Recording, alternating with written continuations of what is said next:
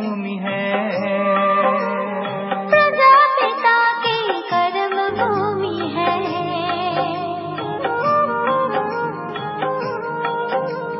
प्रभु की ये अवतरण भूमि है। प्रजापिता की कर्म भूमि है। शिव शक्तियों की चरित्र भूमि है।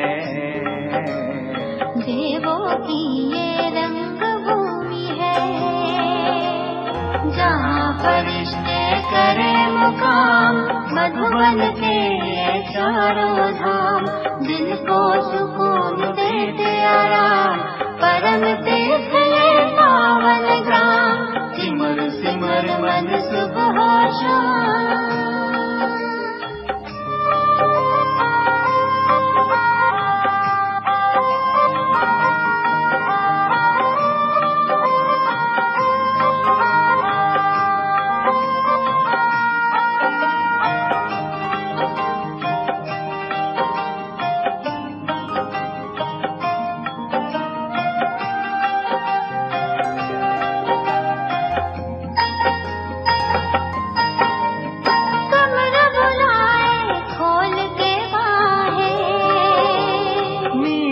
बोली कुटिया सुनाए,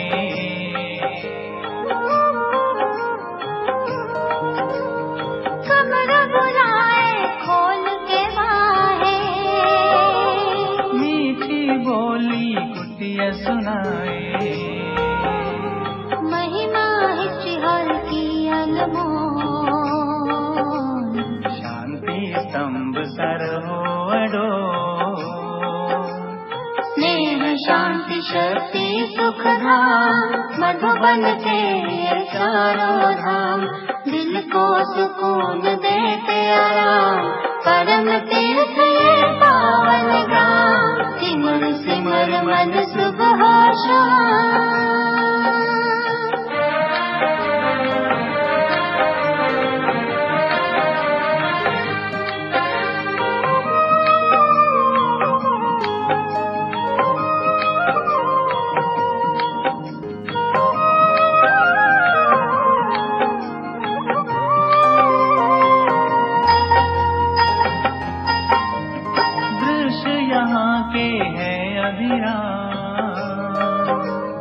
गुरु शिखर दिलवाड़ा सुना,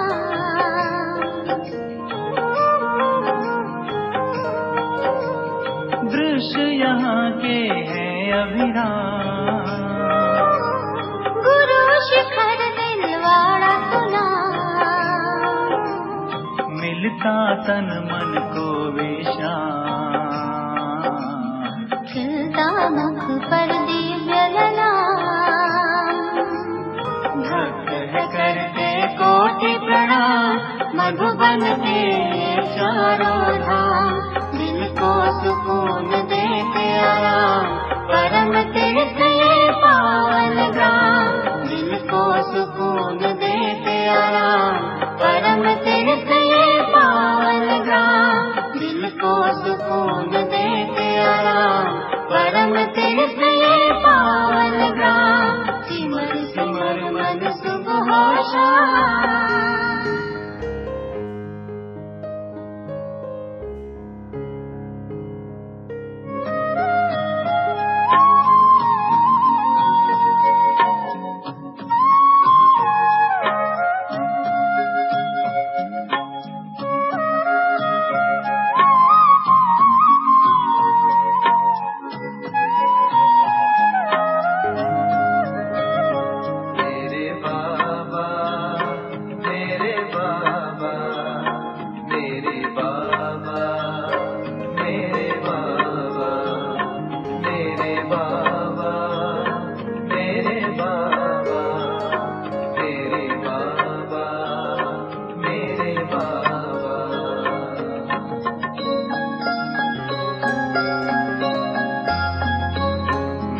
बाबा तेरी याद में जो सुख इतना मिलता है, मेरे बाबा तेरी याद में जो सुख इतना मिलता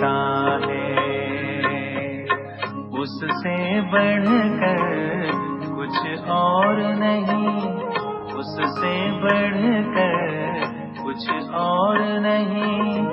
नैनों में स्नेह समंदर है, मिलता जिसका कोई छोर नहीं।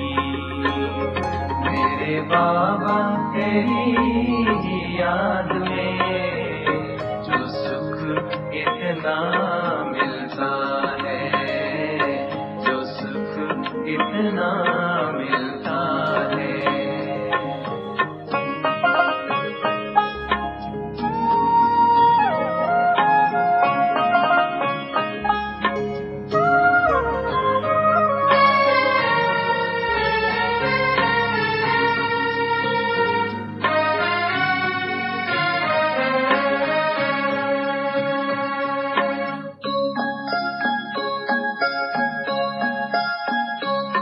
मिले पंख उमंगों के हमको,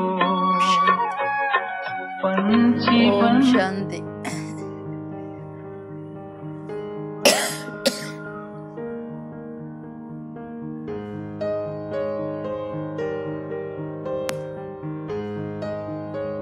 ಓಂ ಶಾಂತಿ. ಎಲ್ಲ ಚೆನ್ನಾಗಿದ್ದೀರಲ್ವಾ? ಖುಷಿಯಾಗಿದ್ದೀರಿ?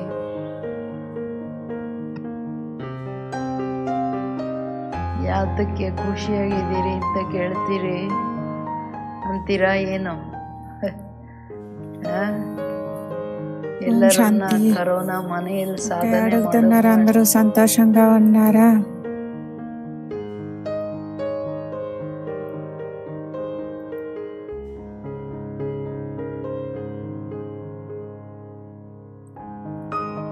ఎప్పుడు సంతోషంగా ఉన్నారా అని ఎందుకు అడుగుతున్నారు అనుకుంటారా? ఇప్పుడు కరోనా అందరినీ ఇంట్లో కూర్చొనేలాగా చేసింది కదా. పురుషార్థం చేయడానికి బాబా మనకి సమయం ఇచ్చారు. ఎవరైతే విశేషమైనటువంటి స్థితిని తయారు చేసుకోవడంలో అనుభవం చేయాలి,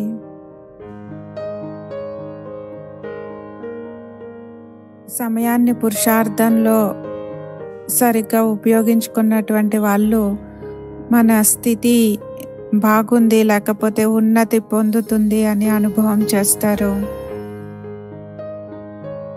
బాబా స్మృతిలో పురుషార్థంలో మన స్థితిని తయారు చేసుకోవడంలో నేను సమయాన్ని ఉపయోగించుకుంటున్నానా అని మనల్ని మనమే చూసుకోవాలి.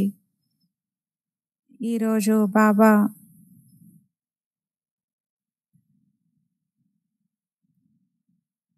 మనం మన జీవితాన్ని ఒక ఆదర్శమైనటువంటి చరిత్రని తయారు చేసుకునేలాగా తయారు చేసుకోవాలి.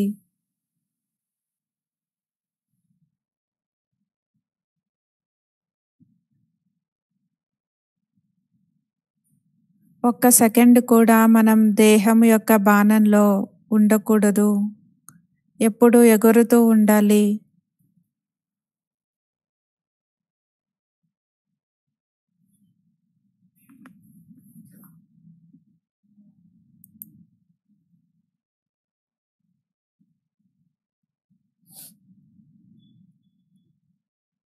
బాబా పిల్లల లీల అంటే ఎక్కడం దిగడం, ఉన్నతి పొందడం, మరలా దిగిపోవడం, ఈ లీలని చూస్తున్నాను అని బాబా చెప్పారు.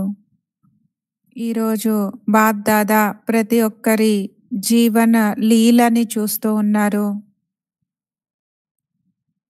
ఈ జీవితం అనే లీలలో ఎలాంటి రేఖలు ఉన్నాయి,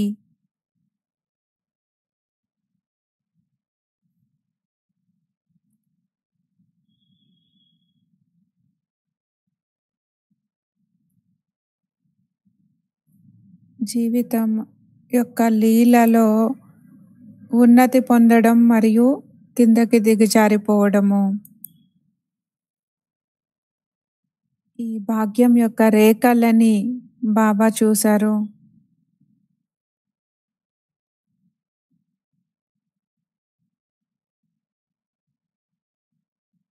సదా ఏకరసంగా ఒకే విధంగా ఉన్నతి వైపు వెళుతూ ఉన్నారా?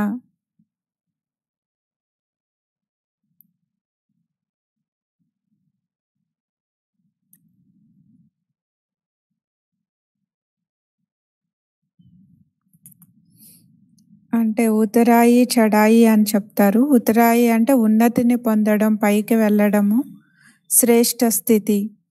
మరి చడాయి అంటే ఉన్నతిలోకి వెళ్ళడం, ఉతరాయి అంటే కిందకి దిగజారిపోవడము. మరి ప్రతి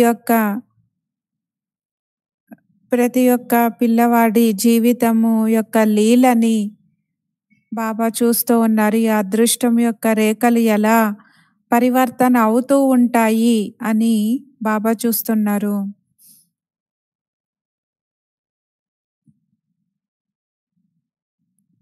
రెండు ప్రకారాల గీతలు కూడా ఉన్నాయి. ఈ కర్మక్షేత్రంలో ప్రతి ఒక్కరికి మన పాత్రల లీల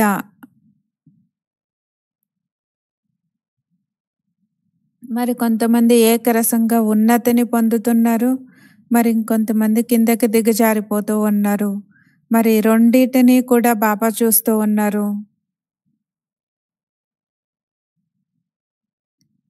ఏదో ఒక కారణంగా ఉన్నతి పొందేదానికి బదులుగా కిందకి వచ్చేస్తారు.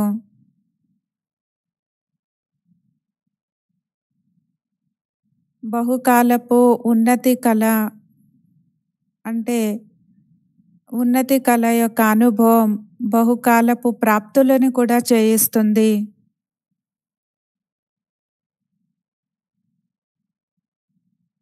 ఉన్నతి పొందిన తర్వాత ఏదో అంటే 10-15 సంవత్సరాలు ఎవరైనా ఉన్నతిని పొందుతూ ఏదో ఒక కారణంగా కిందకి వచ్చేసేటువంటి కళలోకొస్తారు. అంటే ఆ ప్రభావం మన స్థితి పైన పడుతుంది.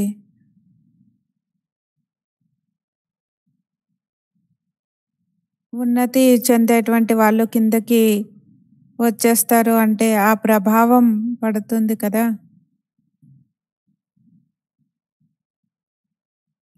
మనసు పైన ఆ ప్రభావం పడుతుంది కదా! ఏ విధంగా బహుకాలపు ఉన్నతి కళ యొక్క ప్రభావం ఉంటుందో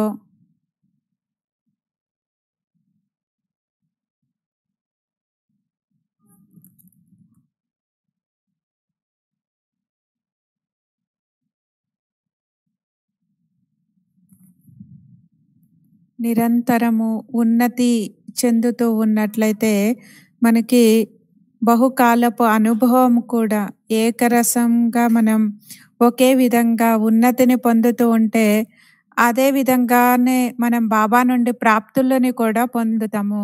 యోగి జీవితంలో ఎవరు సహజ యోగిగా ఉంటారో వాళ్ళు తండ్రికి సమీపంగా మరి తండ్రి తోడుని కూడా అనుభవం చేస్తారు.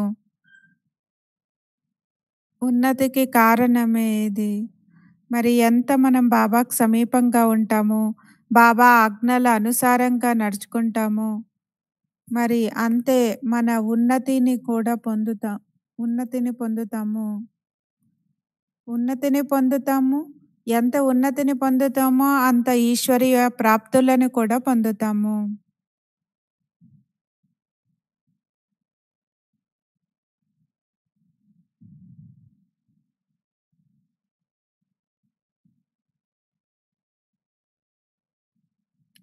ఏ పరిస్థితి వచ్చినా ఎప్పుడూ మీరు విఘ్న వినాశకులుగా అనుభవం చేస్తారా?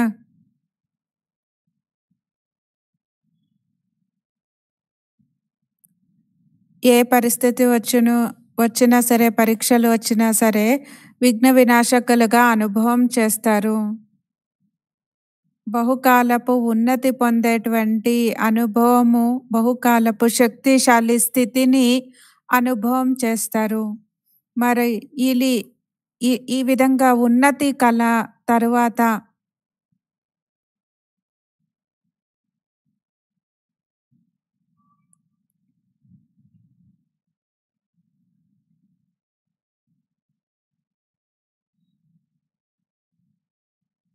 బాబా మనల్ని మనం చెక్ చేసుకోవడానికి మనకి స్పష్టమైనటువంటి అద్దాన్ని మన ముందర ఉంచుతున్నారు. ఇది మనం చాలా లోతుగా ఆలోచించాలి.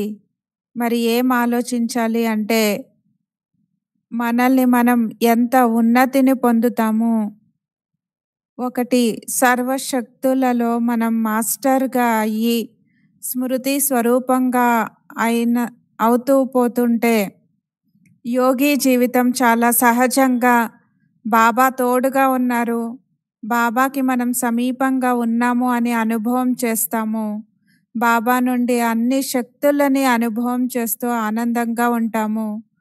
మరి ఇంకొక స్థితి అంటే ఎలాంటి పరిస్థితులు వచ్చినా మరి ఎలాంటి సంబంధంలో ఎలాంటి పరిస్థితులు వచ్చినా ఆ ప్రభావంలోకి రారు. ఇది మరి యోగి జీవితంలో బాబా చెప్పినటువంటి స్థితిలో మనం ఏకరసంగా ముందరికి వెళ్ళిపోతున్న కారణంగా మనకిది లిఫ్ట్. ఎలాంటి పరిస్థితుల మధ్యలో ఉన్నా సరే మనల్ని అల్లాడించదు.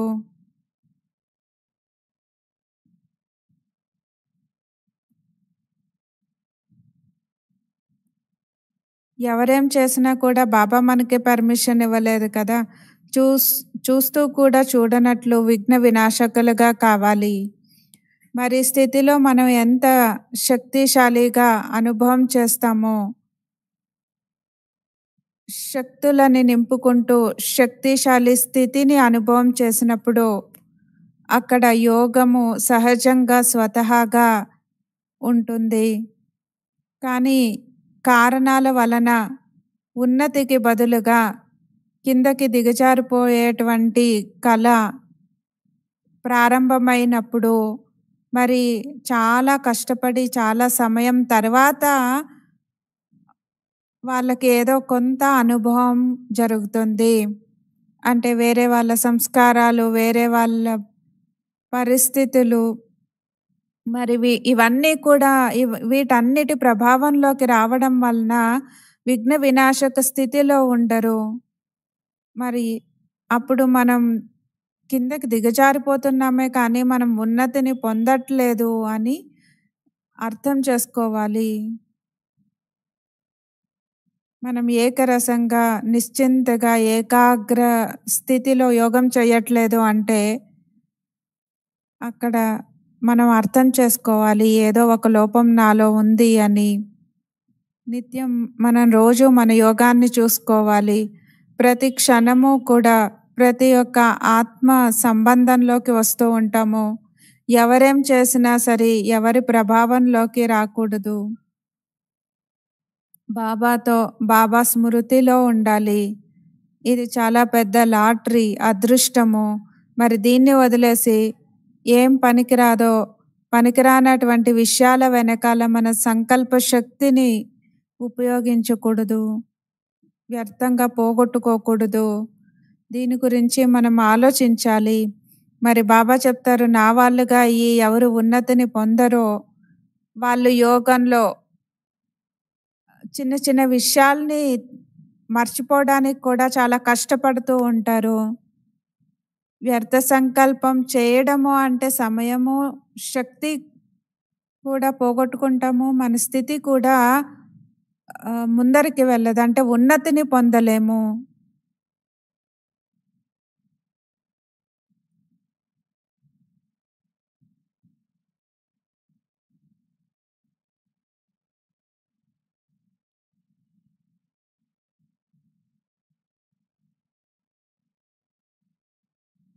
మరి ఉన్నతిని పొందుతూ అంటే ఉన్నతి కళ మళ్ళా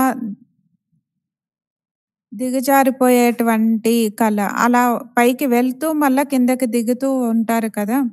సో మరి అలాంటి వాళ్ళు ఏదో పోయినటువంటి వస్తువుని మళ్ళా పొందాము అని అనుభవం చేస్తారు. పాస్ విత్ ఆనర్‌గా కాలేరు. కేవలం పాస్ అయ్యేటువంటి లిస్టులో మాత్రమే వస్తారు. మరి 3వ నంబర్ వాళ్ళు ఎలా ఉంటారు అనేది వాళ్ళ జీవిత కథ, చరిత్ర ఎలా ఉంటుంది అని వాళ్ళే ఆలోచించుకోవాలి. మరి బాబా ఏం చెప్తున్నారు అంటే, నిరంతరముగా ఉన్నతిని పొందేటువంటి వాళ్ళు ఎప్పుడూ ప్రాప్తుల స్వరూపంలో ఉంటారు.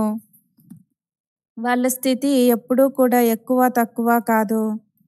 ఏ ఏ వ్యక్తి, వస్తువు, పరిస్థితి ఒక సంకల్పంలో కూడా ఒక సెకండ్ కూడా వాళ్ళని అల్లాడించలేదు. మరి అంత బాబాకి సమీపంగా ఉంటారు. శ్రీమతం ప్రమాణంగా మన ప్రతి ఒక్క సంకల్పము, మాట, కర్మ ఉన్నప్పుడు ఎదురుగా బాబానే ఉంటారు. బాబా నిల్చొని ఉంటారు. సహజ యోగము, శక్తిశాలి స్థితి. అన్ని ప్రాప్తులు సహజంగా అన్ని ప్రాప్తులు అవుతూ ఉంటాయి. సహజమైన ఉన్నతి కూడా అనుభవం చేస్తారు. ఎప్పుడు ఉన్నతి ఆగిపోయి మనం కిందకి దిగజారిపోతాము అంటే, ఈ స్థితులన్నీ కూడా మనం చాలా కష్టపడుతూ అనుభవం చేయడానికి ప్రయత్నం చేస్తారు. ఎందుకంటే ఉన్నతి పొందేటప్పుడు ఆ అనుభవాన్ని పొందారు. నేను సాక్షిగా ఉన్నాను. అన్నీ నడుస్తూ ఉన్నాయి. బాబా నడిపిస్తూ ఉన్నారు.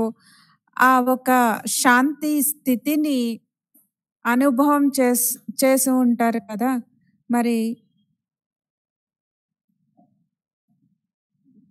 కిందకి దిగజారిపోతూ ఉన్నప్పుడు మరి ఆత్మల యొక్క సంస్కారాలని, స్వభావాలని చూస్తూనే డిస్టర్బ్ అవుతారు. లౌకికం కావచ్చు, అలౌకికం కావచ్చు. కానీ బాబా మనకి అవన్నీ చూడ్డానికి పర్మిషన్ ఇవ్వలేదు. మనకు ఆ బాధ్యతని కూడా ఇవ్వలేదు. కాబట్టి మనం లవ్ అండ్ లా బ్యాలెన్స్ ఉండాలి. మరి నిమిత్తంగా అయినటువంటి వాళ్ళకి చెప్పి, వాళ్ళకి సూచన ఇవ్వాలి. కానీ వాళ్ళు చేస్తారో లేదో వాళ్ళ పార్టు. మనం నిమిత్తంగా చెప్పాలి అంతే.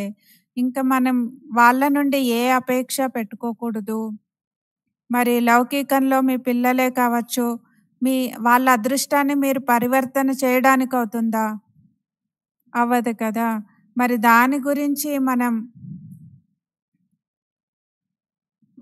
దాని గురించి ఎందుకు ఎక్కువగా ఆలోచించాలి, ఎక్కువగా బాధపడాలి? కాబట్టి ఈరోజు బాబ్దాదా సాకార మురళిలో కూడా చాలా డీటెయిల్‌గా చెప్పారు. సహజంగా, ఏకరస స్థితిని పెట్టుకుంటూ ఉన్నతిని పొందాలి. ఒక సెకండ్ అయిపోతే ఫుల్ స్టాప్. ఇంకొక సెకండ్ అది సంకల్పంలో కూడా మనకి రాకూడదు. మరి మనం అలా ఉన్నామా? ఇది చాలా ముఖ్యమైనటువంటి విషయం కదా! మరి బహుకాలపు ఉన్నతి పొందుతూ ఎవరు కిందకి వస్తారో, ఉన్నతి పొందేటప్పుడు వాళ్ళ స్థితి ఎంత బాగుందో, ఎన్ని ప్రాప్తులు పొందారో, మరి తిరిగి ఆ స్థితిని పొందాలి అనేటువంటి తపన ఉంటుంది. మరి పొందాను, పోగొట్టుకున్నాను. ఇప్పుడు మరలా పొందాలి అంటే దాన్ని పొందాలి అంటే చాలా కష్టపడాలి. చాలా కష్టపడి అటెన్షన్ పెట్టుకున్న తర్వాతనే మళ్ళా ఆ స్థితిని పొందగలరు. సహజంగా ఆ స్థితిని పొందలేరు. కాబట్టి మనల్ని మనం చూసుకోవాలి. ఒకసారి ట్రాక్ తప్పిపోతే చాలా కష్టంగా ఉంటుంది. కాబట్టి జ్ఞానానికి వచ్చిన తర్వాతనే మనకి అభ్యాసం కావాలి. దాదీలు కూడా ఎప్పుడూ చెప్తూ ఉంటారు. మన స్థితిని చూసుకుంటూ, మన ఉన్నతిని చూసుకుంటూ, మన భవిష్య ప్రాలబ్ధాన్ని చూసుకుంటూ మనం ముందరికి వెళ్ళిపోవాలి కానీ, చుట్టుపక్కల ఉండేటువంటి వాళ్ళని ఎవ్వరినీ కూడా చూడకూడదు. ఎందుకంటే సమయం అలాంటి క్రిటికల్ సమయం సమీపంగా ఉంది. భవిష్యత్తులో కూడా ఆహ్, ఏ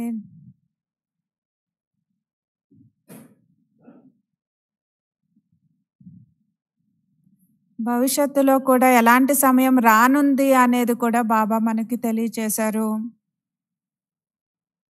మరి ఒకసారి మనం స్థితిని పోగొట్టుకుంటే మరలా ఆ స్థితిని పొందడానికి ఎంత కష్టపడాలి? కాబట్టి మనం ఎప్పుడు అంటే కిందకి వచ్చేటువంటి కళ్ళలోకి రాకూడదు.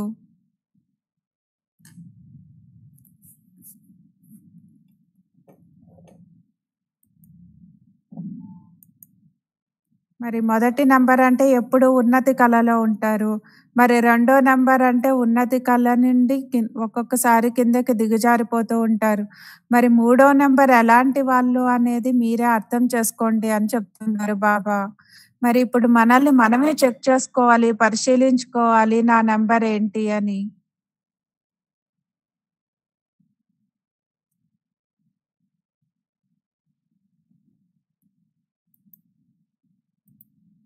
సర్వ విశేషతల నుండి సంపన్నంగా చేసుకోవాలి.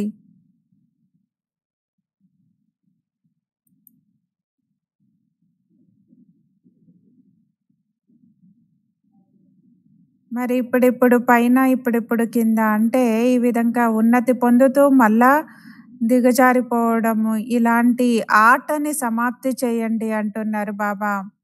నిరంతరము ఎప్పుడూ కూడా మన జన్మపత్రి ఎలా ఉండాలి అంటే, ఎప్పుడూ ఉన్నతి వైపే నేను వెళ్తూ ఉన్నాను. నిలిచిపోవడం కానీ నిలిచిపోకూడదు. మరి వెనక్కి కూడా తిరిగి వెళ్ళకూడదు. మరి వెనక్కి వెళ్ళిపోతే మన అదృష్టమే, మన భాగ్యాన్నే పోగొట్టుకుంటాము. మరి ఈ విధంగా ఎప్పుడు ఉన్నతిని పొందడము అంటే సర్వప్రాప్తుల స్వరూపంగా ఉంటూ శ్రేష్టమైన స్వరూపంగా అనుభవం చేయాలి. ఈ విధంగా బాబా మిమ్మల్ని మీరు శ్రేష్టంగా తయారు చేసుకోండి అని చెప్తూ ఉన్నారు. మరి బాబా యొక్క విశేషతలని ఒక్కొక్క విశేషతని ధారణ చేసుకోండి. మరి ఈ విధంగా చేయగలరా? ఏమంటారు?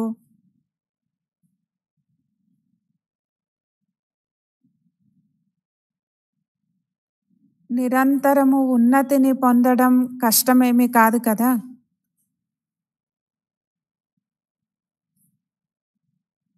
కానీ అటెన్షన్ పెట్టుకోవాలి. మన స్థితి చేసుకునేటువంటి ఇంట్రెస్ట్, ఆసక్తి ఉండదు, అలవాటు ఉండదు అంటే కష్టము. మరి దీనికి ఏకాగ్రత చాలా అవసరము. ఎప్పుడు ఉన్నతిని పొందుతూ నవీనతని అనుభవం చేయాలి.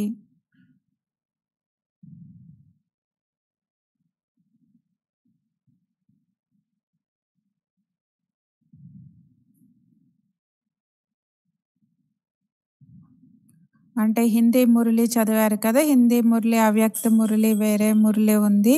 మరి అది కూడా మీరు వినాలి. చాలా బాగుంది. ఒక్కొక్క గుణాన్ని కూడా ఒక్కొక్క గుణంలో ఒక్కొక్క శక్తిలో నవీనతని అనుభవం చేయాలి. మరి అదే అని ఎప్పుడు బోర్ అవుతుంది అంటే మరి కొత్త కొత్త పాయింట్ తీసుకొని మీరు అనుభవం చేయట్లేదు కాబట్టి బోర్ అవుతుంది.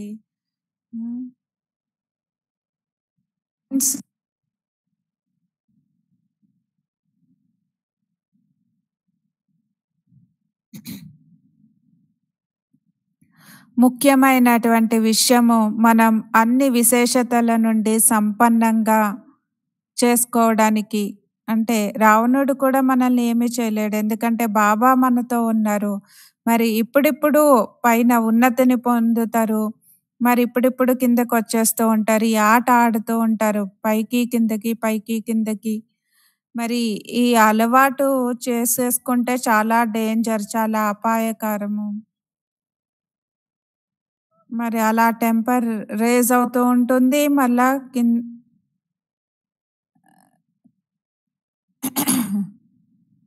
తగ్గుతూ ఉంటుంది. ఈ విధంగా మనం ఉండకూడదు. ఎప్పుడూ మనం శీతలంగా, పవిత్రంగా ఉండాలి. శాంతిగా, శీతలంగా, పవిత్రంగా ఉండాలి. సంకల్పాల్ని కంట్రోల్ చేసుకోవాలి. మనసు ఎలా కావాలంటే అలా వెళ్ళడానికి మనం వదలకూడదు.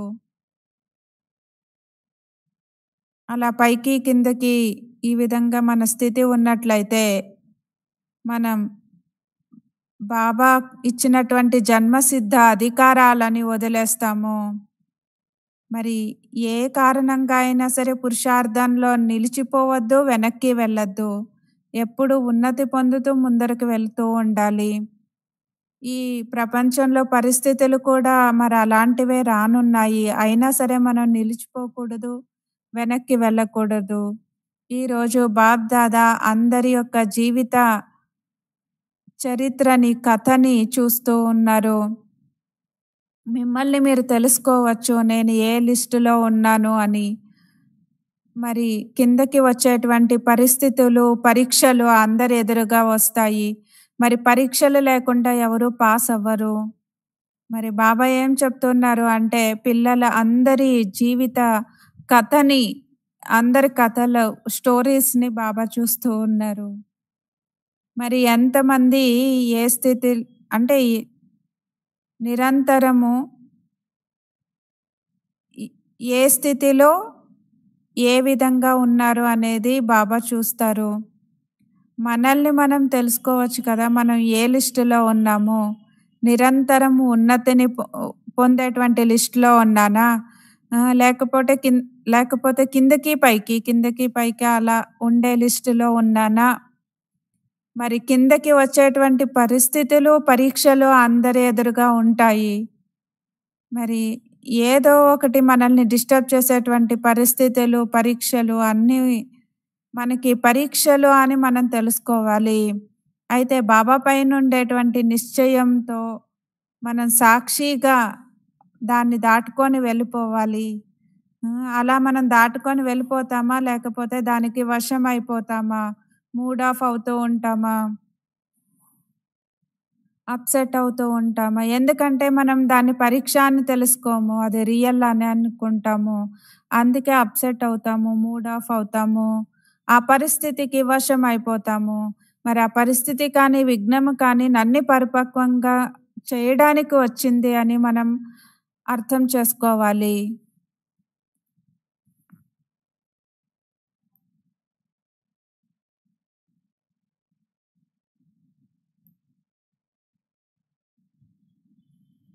మరి పరీక్ష లేకుండా మనం పాస్ అవ్వలేం. కాబట్టి పరీక్షలు రానే రావాలి.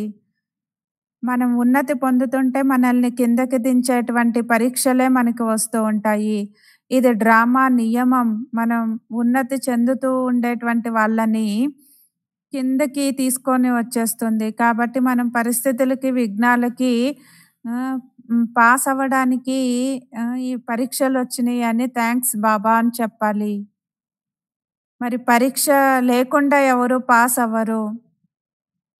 ఈ పరీక్షల్లో సాక్షిగా ఉంటూ, బాబా తోడుగా ఉంచుకుంటూ, నేను ఫుల్ పాస్ అవుతున్నానా? లేకపోతే కేవలం పాస్ అవుతున్నానా? ఏదో కష్టపడి పాస్ అవుతున్నానా?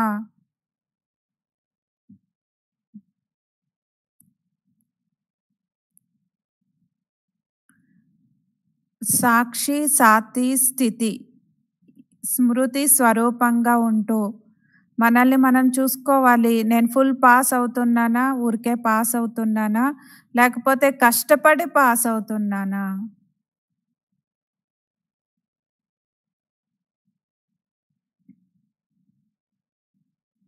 పెద్ద పరీక్షని చిన్నదిగా అనుకోవడం, చిన్నదాన్ని పెద్దగా అనుకోవడంలో చాలా తేడా ఉంటుంది.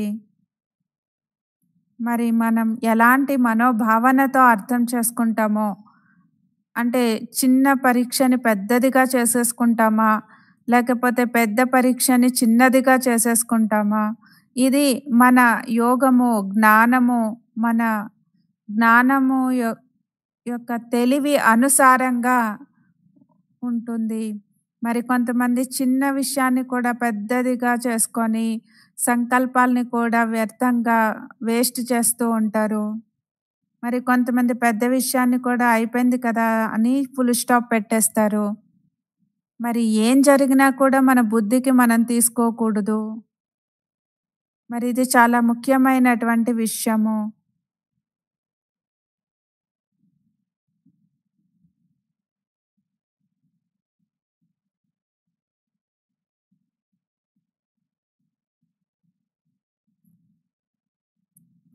మరి కొంతమంది పెద్ద విషయాల్ని కూడా చిన్న విషయాలుగా ఫుల్ స్టాప్ పెట్టేస్తూ ఉంటారు. ఫుల్ స్టాప్ పెట్టడము అంటే మళ్ళా భవిష్యత్తు కొరకు ఫుల్ స్టాక్ చేసుకోవడము, అన్ని ఖజానాల్ని స్టాక్‌గా పెట్టుకోవడము, మరి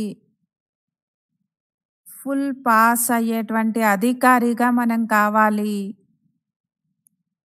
పరీక్షలు వస్తాయి. పరీక్షల్లో మనం ఎలా పాస్ కావాలి, ఏం చేయాలి అని బాబా చెప్తున్నారు.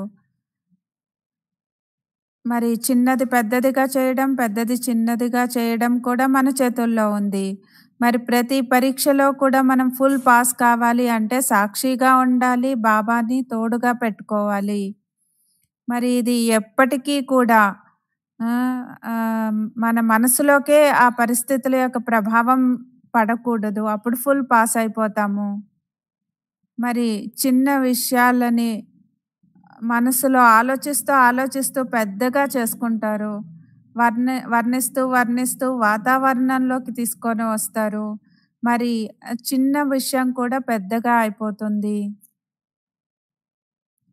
మరి ఏ మాటైనా సరే, ఏ విషయమైనా సరే సంకల్పంలోకి తీసుకొని రాకండి, మాటల్లోకి తీసుకొని రాకండి, మరి కర్మలో కూడా తీసుకురానే రాకూడదు.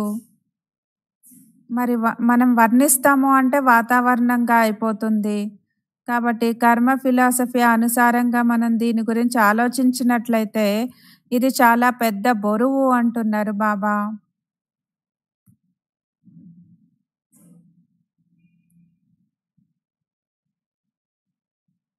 పెద్ద విషయం వచ్చినా సరే మనం పరిశీలించుకోవాలి, పరివర్తన కావాలి, ఫుల్ స్టాప్ పెట్టాలి. చెక్ చేసుకోవడం అంటే చేంజ్ అవ్వడము.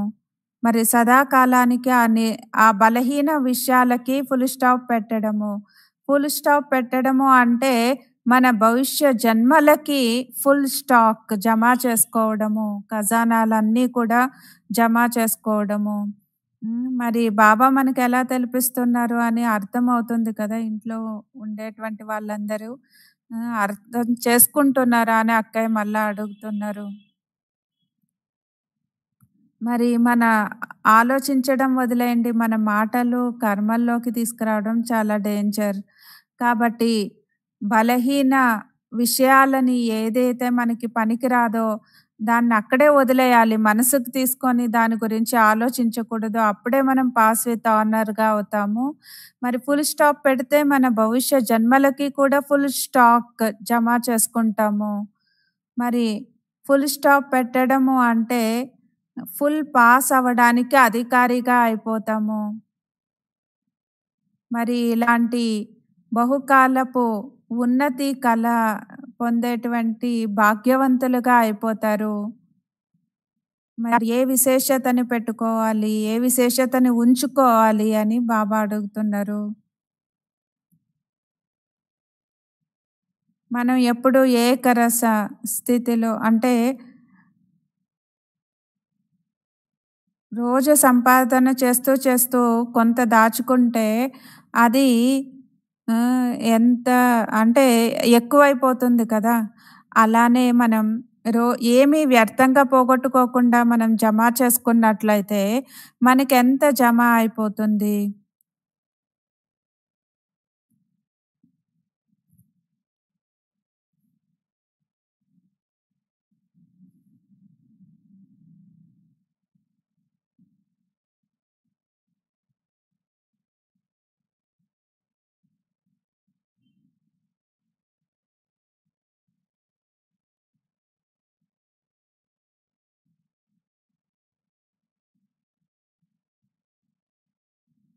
మనందరం కూడా ఫుల్ పాస్ కావాలి కదా.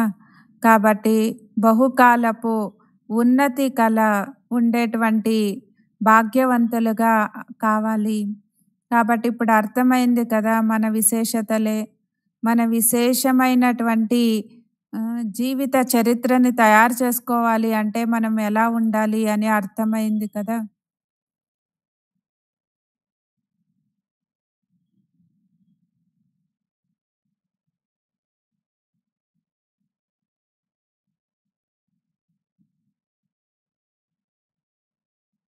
మన జీవితం యొక్క మన జీవిత చరిత్ర, మన జీవిత కథ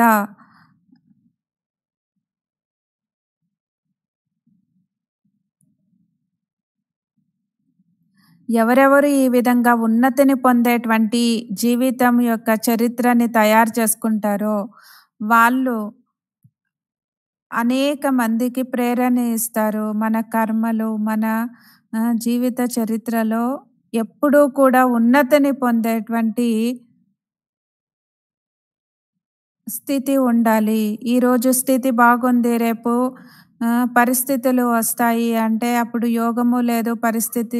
పరిస్థితులు వచ్చినప్పుడు మూడ్ ఆఫ్ అయిపోతారు. మరి అప్పుడు ఏకరసము అని చెప్పరు. ఒకే విధంగా స్థితి ఉంది అని చెప్పరు. మరి ఏమొచ్చినా సరే దాని ప్రభావంలోకి రాకుండా ఉండడాన్నే ఏకరస స్థితి అని చెప్పబడుతుంది. మరి ఇలాంటి జీవిత చరిత్రని మనం తయారు చేసుకోవాలి.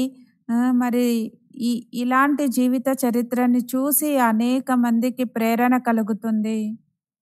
మరి ప్రేరణ ఇచ్చేటువంటి జీవిత చరిత్రని మనం తయారు చేసుకోవాలి. మరి దాదీలను చూస్తే ఏమనిపిస్తుంది? వాళ్ళ జీవన చరిత్ర ఏమి అంటే ఎప్పుడూ ఉన్నతిని పొందారు. వాళ్ళెప్పుడూ అప్సెట్ అవ్వడము, ఎలాంటి పరిస్థితులు వచ్చినా సరే, మరి ఎలాంటి విఘ్నాలు వచ్చినా సరే వాళ్ళతో పాటు ఉండేటువంటి వాళ్ళు విఘ్నాలు వేసినా సరే ఎప్పుడూ ఏకరస స్థితి. మరి అందుకే కదా దాదీలని కానీ మా అమ్మ బాబాని అందరూ ఫాలో చేస్తారు. వాళ్ళకంత గౌరవాన్ని ఇస్తారు కదా. మరి వాళ్ళు మనకి ప్రేరణ, జీవిత చరిత్ర వేరే వాళ్ళకి ప్రేరణ ఇవ్వాలి. ఉల్లాసాలని కలిగించాలి. మరి బ్రహ్మబాబాని మనం చూడలేదని చెప్పచ్చు. కానీ దాదీలనైతే చూసాం కదా. మరి దాదీలు వాళ్ళ జీవితాన్ని సహజంగా ఉన్నతిని పొందుతూ శ్రీమతం అనే ట్రాక్ పైన నడుస్తూ వెళ్ళారు. మరి కొంత కూడా అటు ఇటు అల్లాడలేదు. మరి అలాంటి జీవితం మనకి ప్రేరణ ఇస్తుంది. మరి దాదీల్ని చూసి మనం కూడా ప్రేరణ తీసుకుంటాం కదా.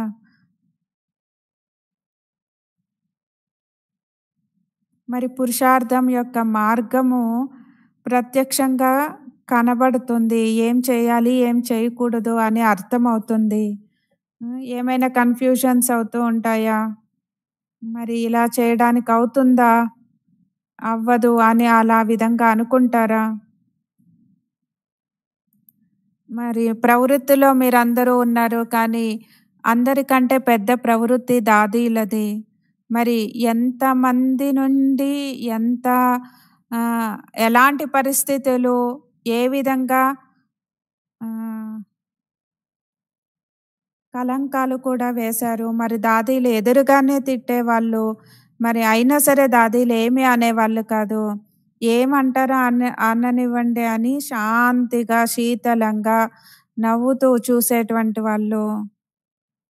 కొంత కూడా రియాక్ట్ అయ్యేవాళ్ళు కాదు. వీళ్ళిలా అంటున్నారు అని ఆలోచించేటువంటి వాళ్ళు కాదు. మరి ఇప్పుడు ఒక మాట అంటే చాలు మరి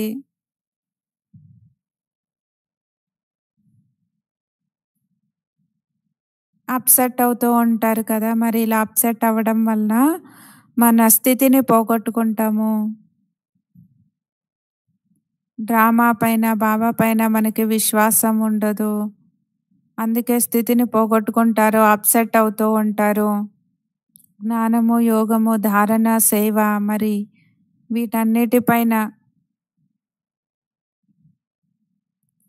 అంటే మనం అప్ అండ్ డౌన్ అవుతూ ఉంటుంది. అంటే మనం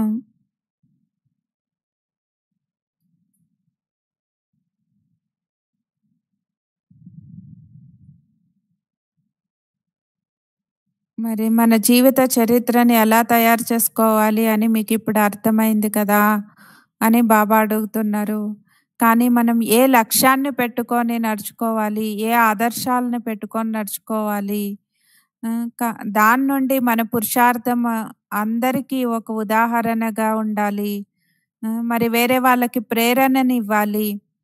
మరి పురుషార్థం కూడా సహజమే కదా. అందరికీ ప్రేరణ ఇవ్వాలి అనే ఆలోచన మనకు ఉండాలి కదా.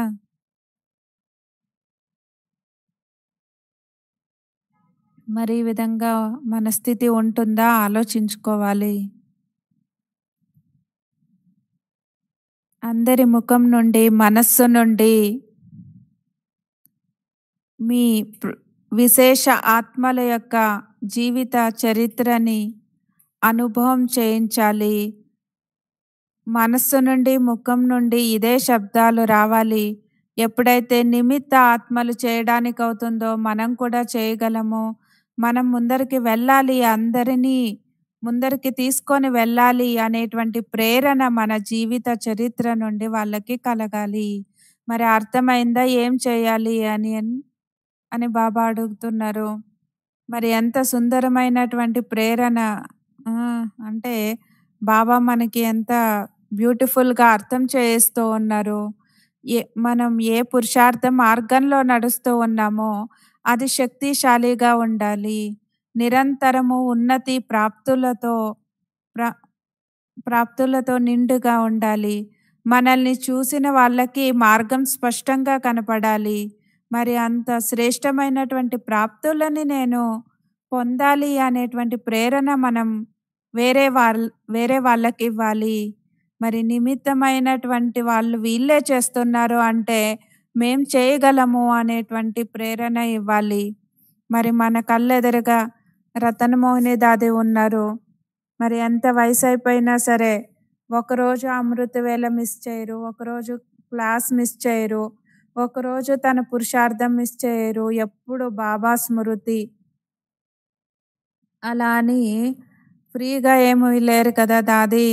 అందరినీ కలుస్తూ ఉంటారు. మరి అన్నీ చేస్తూ ఉంటారు. వాళ్ళ ముందర పరిస్థితులు కూడా ఉంటాయి.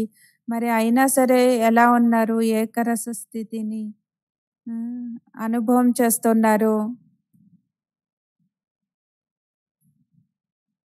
మరి దాదిని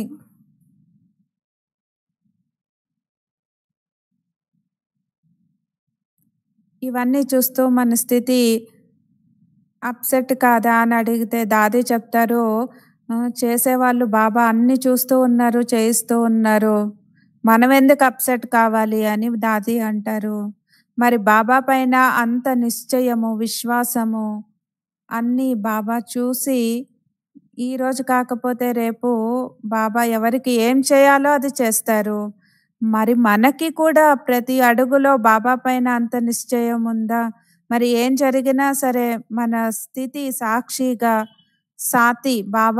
సాతి అంటే బాబాని సహచరుడుగా చేసుకొని బాబా తోడుగా ఉండడము. మీకు పరిస్థితులు వస్తే మీకు ఆ పరిస్థితులని ఎదుర్కోలేనప్పుడు ఇప్పుడు నిమిత్తంగా అయినటువంటి వాళ్ళకి తెలియచేయండి.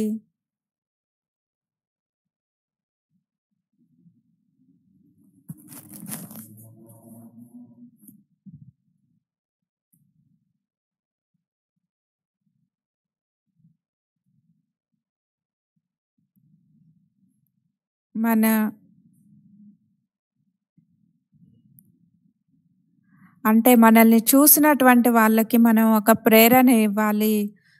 మరి వీళ్ళే చేసినప్పుడు మనం కూడా చేయగలము, ముందరికి వెళ్ళగలము, హై జంప్ చేయాలి అనేటువంటి ప్రేరణ ఇవ్వాలి. ఏదో అందరూ చేస్తున్నారు నేను చేస్తున్నాను అని ఆ విధంగా ఉండకూడదు.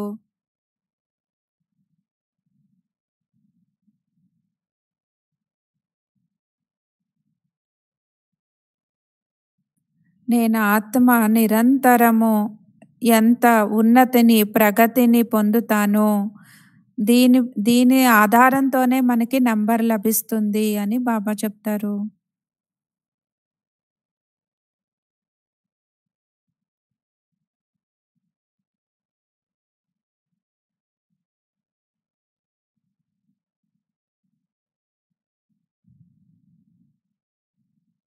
ఇప్పుడు అర్థమైంది కదా మనకి ఏం చేయాలి, మన జీవితాన్ని ఎలా నడిపించాలి అనేది అర్థమైందా పిల్లలు అని బాబా అడుగుతున్నారు. మరి బాబా ఎంత సుందరమైనటువంటి ప్లాన్ మనకి చెప్పారు.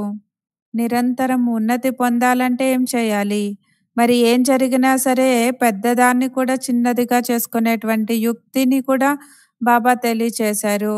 ఎప్పుడూ బాబాని తోడుగా ఉంచుకుంటూ, సాక్షిగా చూస్తూ నిరంతరము బాబా ఇచ్చినటువంటి ప్రాప్తుల నుండి సంపన్నంగా తృప్తిగా అయ్యి ముందరికి వెళ్ళిపోతూ ఉండాలి. మరి జరిగిపోయినటువంటి వాటి గురించి మనం ఆలోచించినట్లయితే మనం కిందకి దిగజారిపోవడం ప్రారంభమవుతుంది. మరలా ఒకసారి కిందకొచ్చేసినట్లయితే మనం సహజంగా ఆ ఉన్నతి చెందేటువంటి ఉన్నతి కళలోకి సహజంగా వెళ్ళలేము. మరి ఏం జరిగినా సరే మనం ఉన్నతిని మనం వదలకూడదు. ఇది మన జన్మసిద్ధ అధికారము.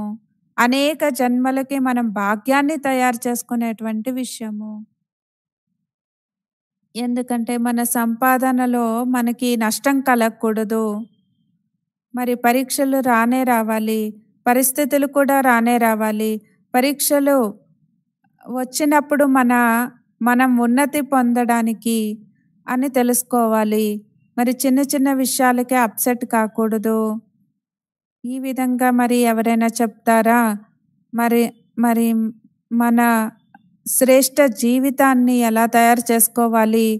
ఎలా శ్రేష్ఠ జీవిత చరిత్రని తయారు చేసుకోవాలి అని బాబా చెప్తున్నారు. మరి బాబా చెప్పినట్లు మనుషులకు ఎవరికీ కూడా ఎవరు చెప్పలేరు. ఒకసారి మనం దిగజారిపోతే మళ్ళా ఆ స్థితిని పొందడం చాలా కష్టము.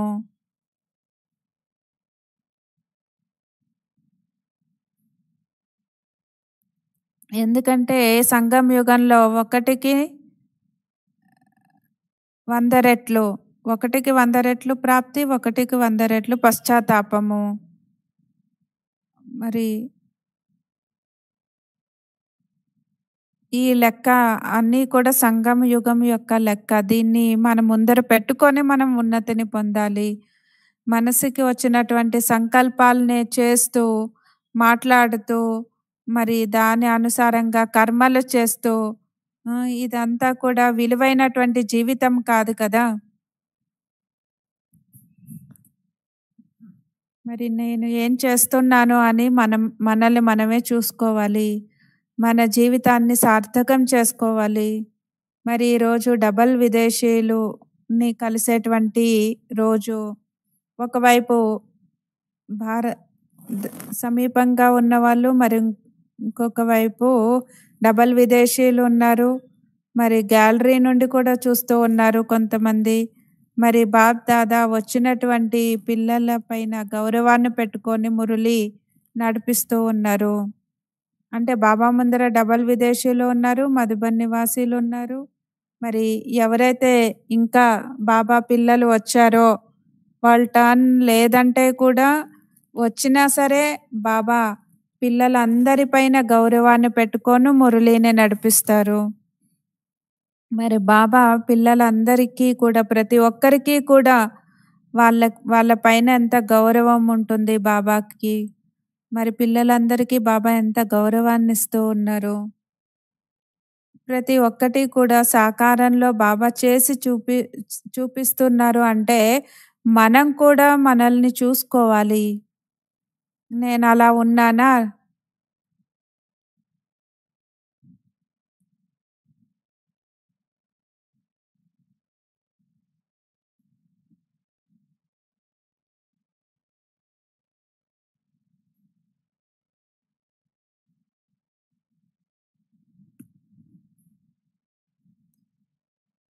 మరి వినడము, అవ్వడము, మిలనం చేయడము, సమానంగా కావడము ఈ స్లోగన్ ఎప్పుడు స్మృతి స్వరూపంలోకి తీసుకొని వచ్చేటువంటి వాళ్ళకి, స్నేహానికి రిటర్న్ నిర్విఘ్నంగా అయ్యేటువంటి వాళ్ళకి, ఎప్పుడు అనుభవి మూర్తులుగా అయ్యి అందరికీ సర్వులకి అనుభవం అనేటువంటి విశేషతని నింపేటువంటి వాళ్ళకి, ఈ విధంగా తండ్రి సమానంగా సంపన్నంగా అయ్యేటువంటి శ్రేష్ఠ ఆత్మలకి బాప్ దాదాల యొక్క ప్రియ స్మృతులు మరియు నమస్తే.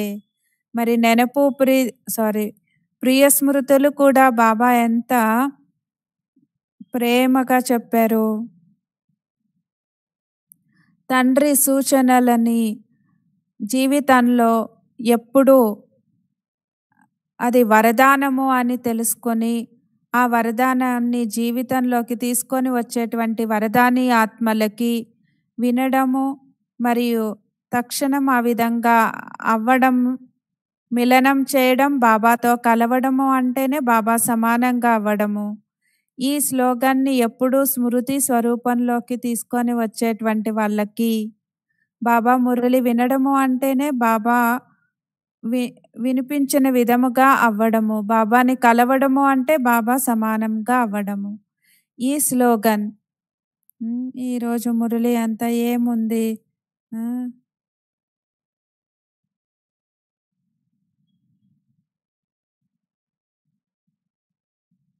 అనేక జన్మల తర్వాత తప్పిపోయి దొరికినటువంటి పిల్లలు. ప్రతి సెకండ్ డ్రామా ఫుల్ స్టాప్ పెట్టండి అని ఈరోజు చెప్పారు కదా మురళిలో. ఏం జరిగిందో దానికి ఫుల్ స్టాప్. దాని గురించి ఆలోచించకూడదు. ఎప్పుడు ఉన్నతిని పొందేటువంటి స్థితిని, ఏకరస స్థితిని అనుభవం చేయాలి. మరి ఇది సుఖము, దుఃఖము, నింద, స్తుతి, మాన అపమానాలు అన్నీ ఉంటాయి. దేన్ని కూడా లెక్క చేయకూడదు. మరి ఏం జరిగినా సరే దాన్ని లెక్క చేయకూడదు. బాబా చెప్తారు కదా, మాయ కాగితం పులి అని చెప్తారు. మరి బాబాను మిలనం చేయడము అంటే సమానంగా కావడము. మరి స్నేహానికి రిటర్న్‌గా నిర్విఘ్నంగా అయ్యి సహయోగం ఇచ్చేటువంటి పిల్లలకి విఘ్నం వచ్చినప్పుడు విఘ్నం యొక్క సంకల్పాలని నడిపించకుండా యోగయుక్తులుగా అయ్యి నిర్విఘ్నంగా అయ్యి నాకు సహయోగం ఇవ్వండి అని చెప్తున్నారు బాబా. ఎప్పుడు అనుభవీమూర్తులుగా అయ్యి అన్ని అనుభవాల విశేషతలని అందరికీ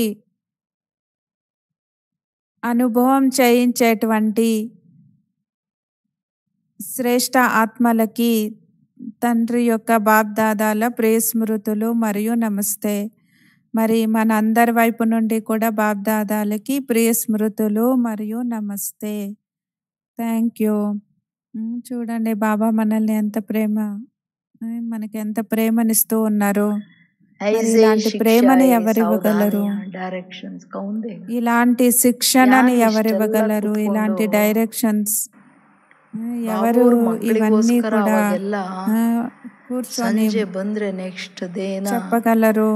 బాబా మరి ఆ సమయంలో సాయంకాలం వస్తే నెక్స్ట్ డే ఉదయం వరకు 8 గంటలకి 7 గంటలకి అలా వెళ్ళేవాళ్ళు. రాత్రంతా కూడా కూర్చొని ఒక్కొక్క బిడ్డని కలుస్తూ, ఒక్కొక్క గ్రూపుని కలుస్తూ వాళ్ళకి నింపి పాలన ఇచ్చి వెళ్ళేవాళ్ళు బాబా. మరి భగవంతుడే దీన్ని చేయగలరు, మనుషులు ఎవరు చేయలేరు. ఇంత జ్ఞానం ఎవరు చెప్పగలరు? ನಮ್ಮ ಜನ್ಮಗಳ ಹೋಲ್ ಪ್ರಾಸೆಸ್, ಅದರಲ್ಲಿ ಕರ್ಮ ಫಿಲಾಸಫಿ, ಕರ್ಮ ವಿಕರ್ಮ ಯಾರು ಹೇಳ್ತಾರೆ ಇವೆಲ್ಲ? మరి కర్మల గురించి, హ్యూమన్ సైకాలజీ గురించి, వీటన్నిటి గురించి ఎవరు చెప్పగలరు? మరి ఇవన్నీ కూడా మనం తలుచుకుంటే మనకి బాబాలాగా ఎవరు ప్రేమనివ్వలేరు అని మనకి రోమాంచనం ಆಗಬೇಕು.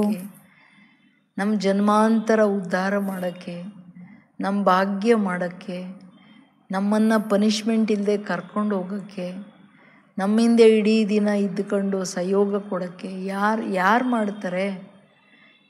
ಇಡೀ ದಿನ ಬರೀ ಇಷ್ಟು ನೆನಪು ಮಾಡಿ ಬಾಬಾ ಬಾಬಾ ಬಾಬಾ ಬಾಬಾ ನೀನೇನು ಮಾಡ್ತಿದ್ಯಪ್ಪ? ಏಕೆಂದರೆ ಇಡೀ ವಿಶ್ವ ತುಂಬ ದುಃಖಿ ಆಗಿಬಿಟ್ಟಿದ್ದಾರೆ. ಬಾಬಾ ಅವ್ರು ನೆನಪು ಮಾಡಿ ನಾವು ಅವ್ರಿಗೆಲ್ಲ ಶಾಂತಿ ಕೊಟ್ಟಿಲ್ಲ ಅಂದರೆ ಗತಿ ಏನು? ಹೌದು ತಾನೆ? ಓಂ ಶಾಂತಿ. ಶಾಂತಿ.